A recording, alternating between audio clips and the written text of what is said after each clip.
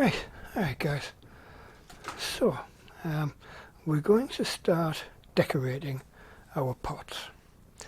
Now we're going to start off, or I'm going to start off with the pot-pourri bowl that I made. What we're going to do is, basically we're going to paint. We're going to paint it. So with that in mind, what I've got, well, first thing I'm going to do is I'm going to remove any dust, any loose dust. There probably won't be any on here, but just to be on the safe side. Paint we're using is Sennelier, the abstract range. Now this is really nice paint.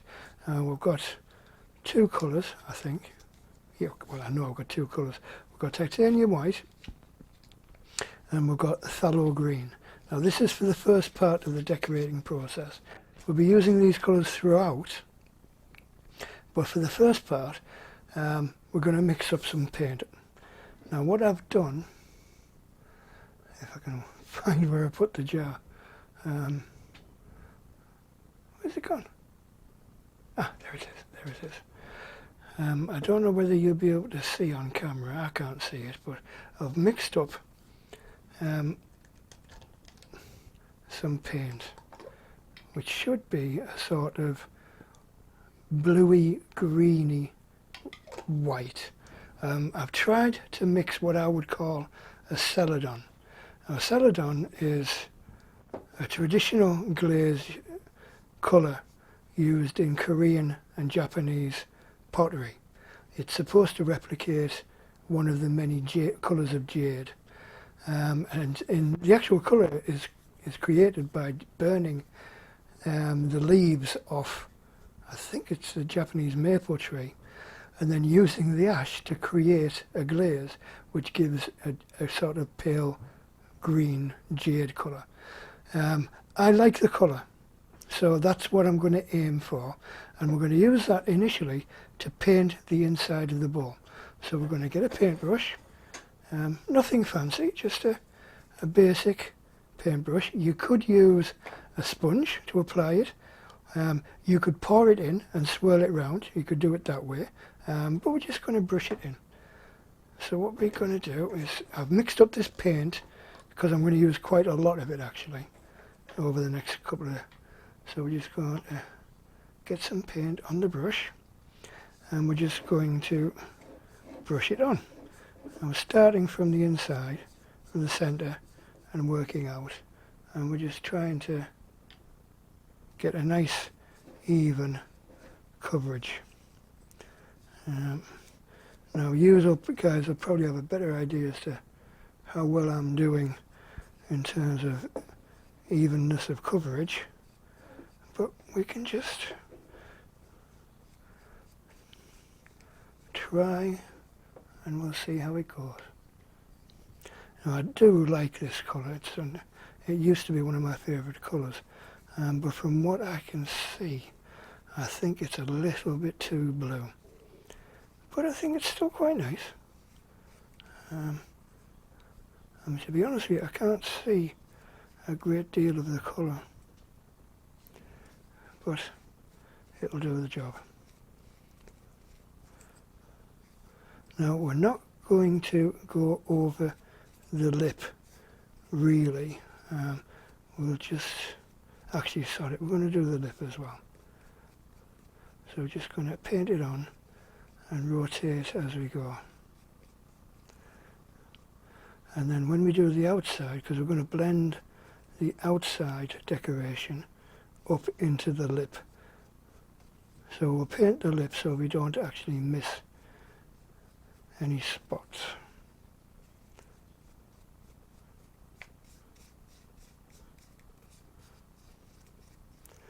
Right, so I think that's it. So we'll let that dry, and then I will put a second coat on, but I'm not going to show you that. There's no point. Right, so part two of the decorating process. So what I've done is I've actually, well, chosen a colour, and again I'm using Sennelier. I love these paints. and we've gone with phthalo green, which will, and we've got some paint mixed up, and we're just going to try and apply it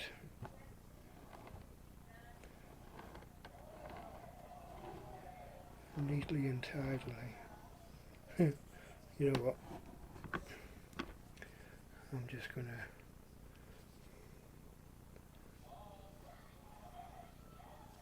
try and do it the old-fashioned way. So trying to be clever.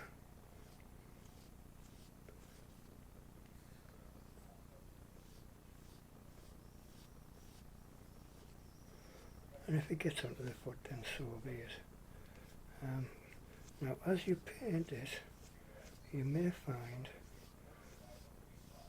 that the paint will thin out and the colours will change.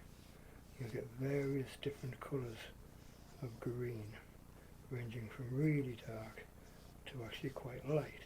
Now, I quite like that because it's similar to the sort of effects you might get if you were actually using a glaze and kiln firing the piece. Because handmade, homemade pottery, even kiln fired, is very rarely uniform. There's always some variation, and it's that variation which makes it interesting. Right, so I think we've got that, and then what we're going to do is I'm just going to bring it over the edge, like so. I think we'll leave it at that for that one. Right, so we'll let that dry, and we'll come back and have a look when it's dry to see whether we need to do anything else to it in terms of another coat of paint or whatever, and then we'll see how we go from there. Right, so we're back.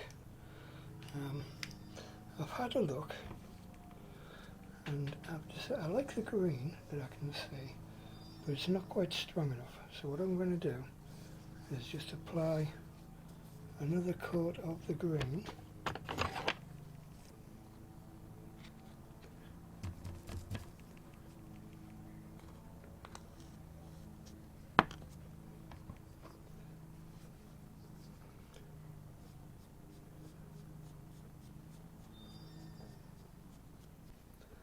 Sorry if you can hear the lawnmower out there, the back there, but that's the nature of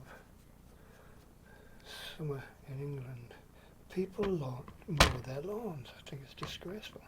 Right, so we're just going to apply a little bit to the top of the lip, just to darken it a little bit. So we're going to allow that to dry completely, and then we'll come back and we'll make a start on the next step in the decorating process. Right, we've done and created the basic colour. As you can see, we've got this sort of bluey green, and what we're going to do now is we're going to apply the first part of the decoration. And so what you will need is a toothbrush, because we're going to do a splatter technique. Now I'm wondering if it's best to do it from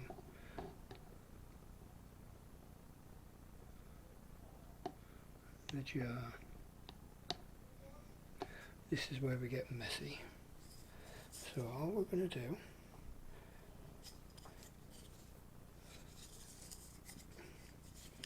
is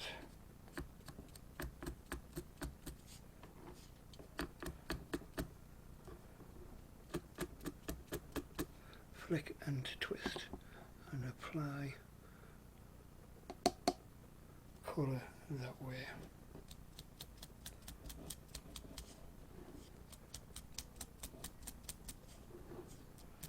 Now I have no idea how good this is going to look, or how long we're going to have to do it for, but we're basically looking to build up a speckled effect.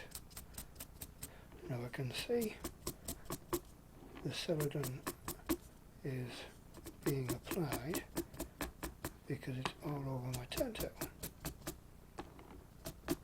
My turntable is slowly changing colour from the dark blue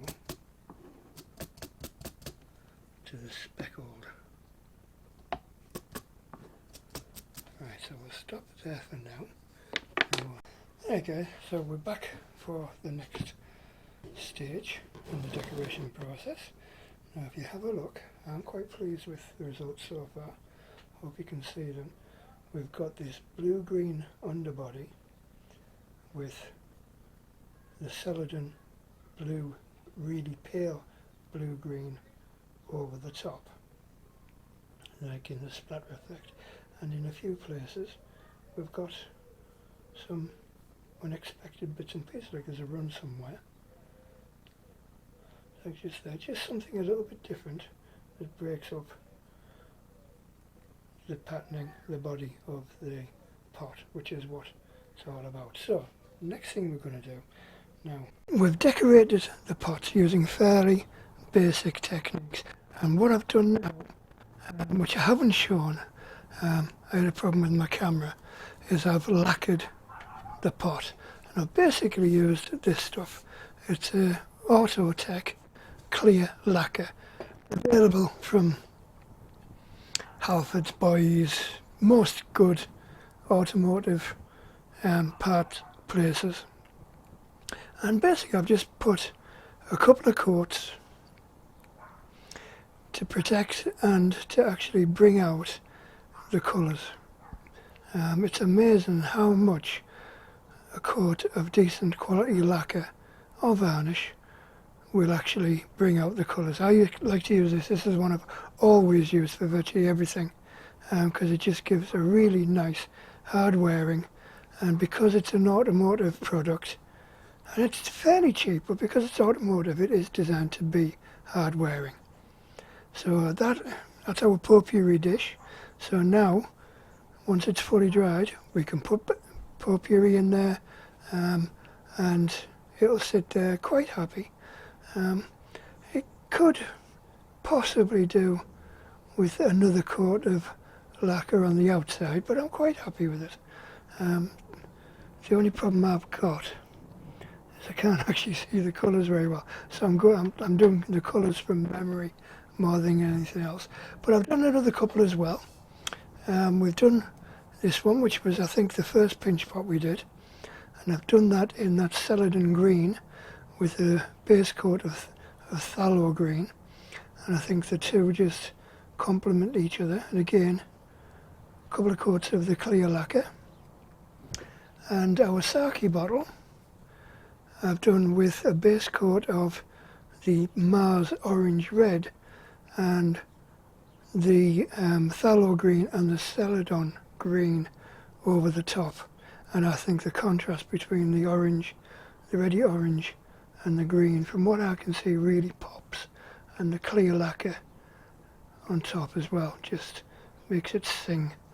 But unfortunately I am going mostly off memory when it comes to these colours, but I have been told by people I've shown them to that they work quite well. So I'd be interested to see your comments.